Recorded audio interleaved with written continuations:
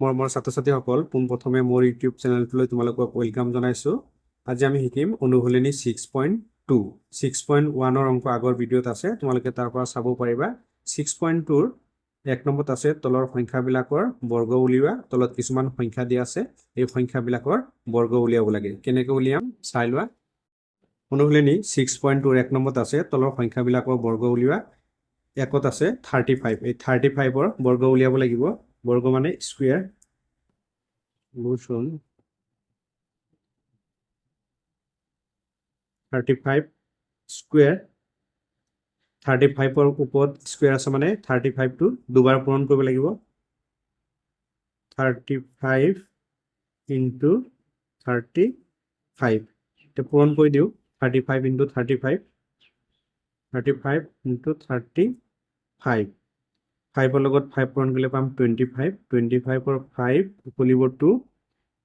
3 লগত 5 পূৰণ কৰিলে হ'ব 15। 15 2 17। 3 লগত 5 পূৰণ কৰিলে পাম 15। 15ৰ 5 উকলিব 1। 3 লগত 3 পূৰণ কৰিলে 9। 1 কিমান হ'ব 10। যোগ কৰি দিম 5 7 5 যোগ কৰিলে হ'ব 12। 12ৰ 2 উকলিব 1।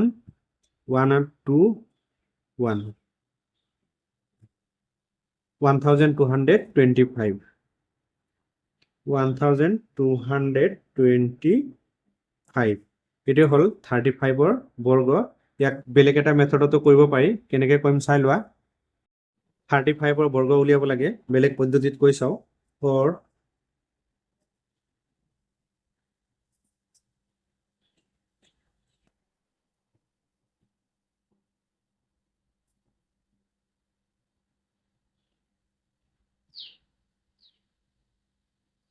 35ৰ বৰ্গ উলিয়াব লাগে।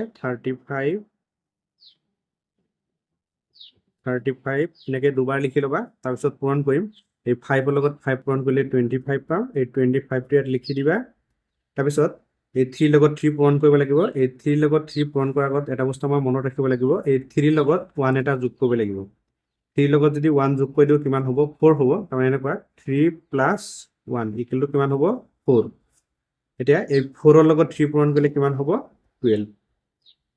তাৰপিছত একে ওলাইছে 1225।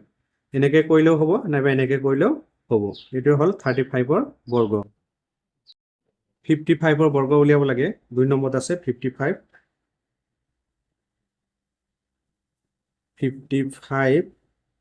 স্কুৱেৰ। 55ৰ ওপৰত স্কুৱেৰ আছে মানে 55টো দুবাৰ পূৰণ কৰিব লাগিব। 55 ইনটু 55 এতিয়া 55ৰ লগত যদি 55 পূৰণ কৰি দিওঁ পাম আমি 3025। এইটোৱে হ'ল 55ৰ বৰ্গ। ইয়াক বেলেগ এটা মেথডতো কৰিব পাৰি, আগৰ নিচিনা এনেকৈ বনাই ল'বা তোমালোকে।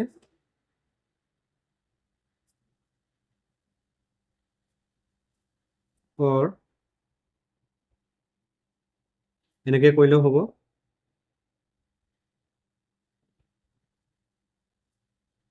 55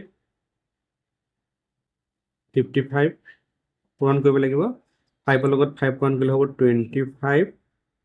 এতিয়া 5 আছে, এই 5ৰ লগত 1 এটা যোগ কৰিব লাগিব। 5ৰ লগত যদি আমি 1 যোগ কৰি দিওঁ পাম 6। তাৰমানে ইয়াত 6 হ'ব। এই 6ৰ লগত 5 পূৰণ কৰিলে পাম 30। এইটো হ'ল 2 নম্বৰ এনচাৰ। এইটো কৰিলেও হ'ব, এইটো কৰিলেও হ'ব। তোমালোকৰ যিটো সুবিধা হয় সেইটোৱে কৰিবা। 3 নম্বৰত আছে 95। 95ৰ বৰ্গ কৰি দিম। 95 বৰ্গ আছে মানে দুবাৰ পূৰণ কৰিব লাগিব। স্কুৱেৰ মানে এই 95টো দুবাৰ পূৰণ কৰিব লাগিব। 95 ইনটু 95 এতিয়া এই 95ৰ লগত যদি আমি 95 পূৰণ কৰি দিওঁ পাম 9025। ইয়াক বেলেগ মেথডতো কৰিব পাৰি।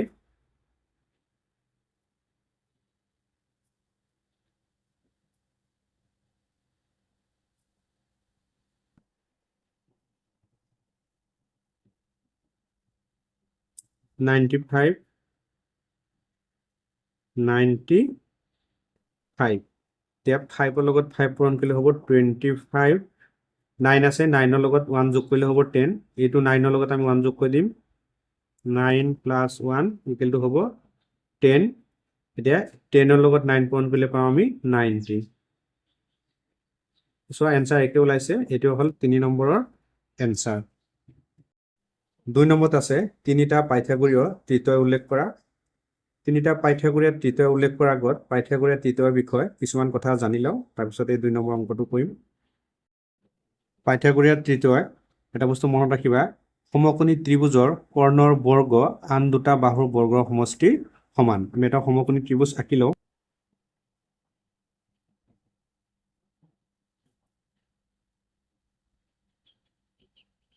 সমকোণী ত্ৰিভুজ আঁকিলো এটো নাম দিলো এ বি এটো হল সি সমকোণী ত্ৰিভুজৰ কৰ্ণৰ বৰ্গ আন দুটা বাহুৰ বৰ্গৰ সমষ্টিৰ সমান এটো কি লিখিব পাই আমি a square plus b square equal to c square আৰু এটা সমকোণী ত্ৰিভুজ আঁকি লওঁ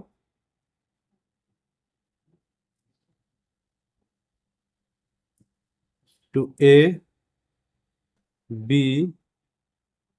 C. এতিয়া এই বাহুটোৰ মান যদি আমাৰ দিয়া থাকে 3 আৰু এইটোৰ মান যদি দিয়া থাকে 4 তে এইটোৰ মান কিমান হ'ব আমি কেনেকৈ উলিয়াম চাই লোৱা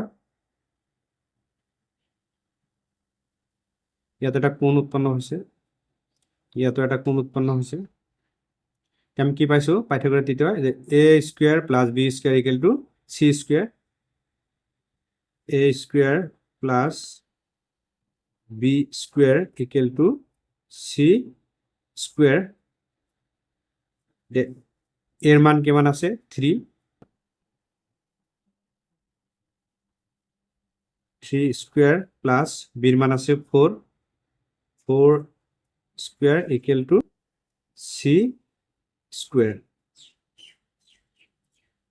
3 স্কয়ার করলে আমি কিমান পাম 9 তার মানে 3 * 3 পূরণ করলে 9 পাম প্লাস 4 এর বর্গ করলে পাম 16 equals to c square 9 plus 16 করলে পাম 25 ইকুয়ালস টু আছে c স্কয়ার 25 ক যদি আমি বর্গমূল নির্ণয় করো মানে 5 বর্গ করলে কি পাম আমি 25 পাম 5 square equal to c square এই স্কয়ার স্কয়ার ক্যান্সেল যাব therefore c ইকুয়াল টু হ'ব 5 ইয়াত এটো মান দিয়া আছিল 3 এটো মান দিয়া আছিল 4 এটো মান পালো আমি 5 এটো মান 5 পালো therefore 3,4 আৰু 5 পাইথাগোৰীয় তৃতীয়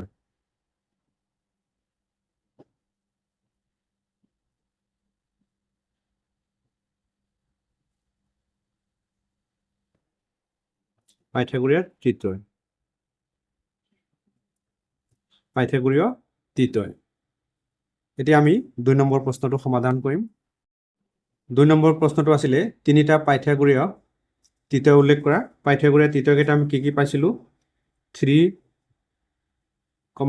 4, 5 একেটা পাইছিলো আমি পাইথাগোৰীয় তৃতীয় ইয়াৰ লগত যদি আমি 2 পূৰণ কৰি দিও 2 পূৰণ কৰিলে কিমান পাম 2 to 3 লগতো পূৰণ হৈ আছে 4 ৰ লগতো পূৰণ হৈ আছে 5 ৰ লগতো পূৰণ হৈ আছে 2 into 3 পূৰণ কৰিলে পাম 6 2 into 4 পূৰণ কৰিলে পাম 8 2 into 5 পূৰণ কৰিলে পাম 10 আমাৰ যেটো তিনিটা পাইথাগোৰীয় তৃতীয় উল্লেখ কৰিব দিছে এটা পালো আমি 6 8 10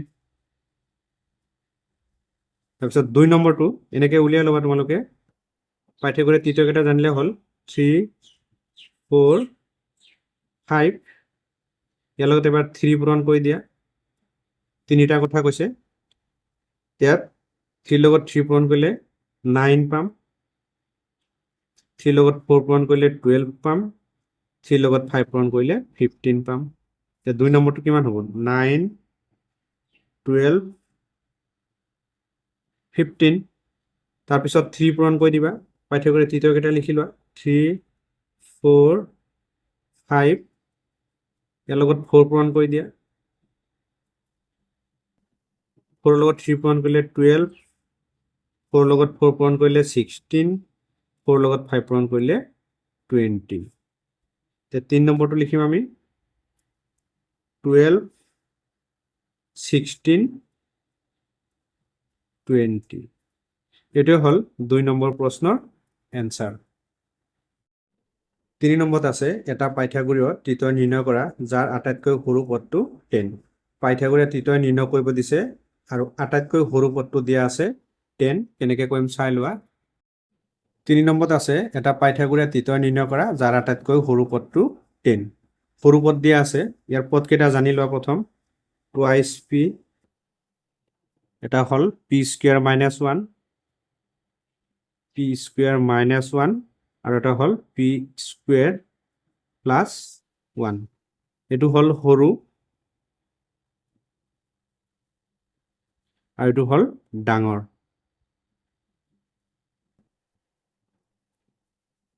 এটো হল সৰু আৰু এটো হল ডাঙৰ ইয়াত আমাৰ আটাইতকৈ সৰু পদটো দিয়া আছে 10 দিয়া আছে তাৰ মানে এই টুৱাইস p ৰ মান কিমান দিয়া আছে 10 দিয়া আছে আমি লিখিলো দিয়া আছে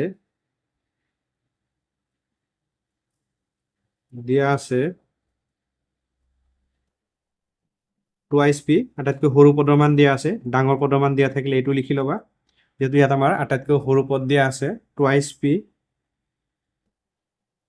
ইকুৱেলছ টু 10 দিয়া আছে সৰু পদটো ইয়াৰ পৰা আমি p ৰ মান উলিয়াই লম 2 টো p ৰ লগত পূৰণ হৈ আছে এফালে গলে 2 টো হৰণ হৈ যাব তোমালকে জানাই পূৰণ থাকিলে সমান চিহ্ন হোফালে গলে কি হয় হৰণ হয় তে p ইকুৱেলছ টু 10 ডিভাইড 2 কটাকটি যাব 5 বাৰ তে p ইকুৱেল টু পালো আমি 5 p ৰ মান 5 পালো p ৰ মান পালো 5 এতিয়া আমি p স্কয়াৰ মাইনাস 1 ৰ মান উলিয়াম আৰু p স্কয়াৰ প্লাস 1 ৰ মান উলিয়াম কেনেকৈ উলিয়াম p স্কয়াৰ মাইনাস 1 p ৰ মান কিমান পাইছো 5 পাইছো 5 স্কয়াৰ মাইনাস 1 5 ৰ বৰ্গ কৰিলে পাম 25 minus 1 তে 25 ৰ পৰা 1 minus কৰিলে পাম 24 তাৰপিছত আছে p square plus 1 p square plus 1 তে p মান বহুৱাই দিয়া p মান আছে 5 স্কয়াৰ প্লাস 1 5 ৰ বৰ্গ কৰিলে পাম 25 প্লাস 1 25 ৰ লগত 1 যোগ কৰিলে পাম 26 এটাকে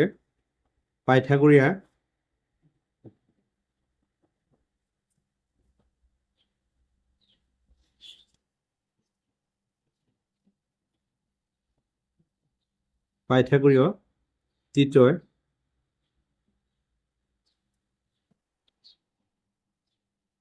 টু হল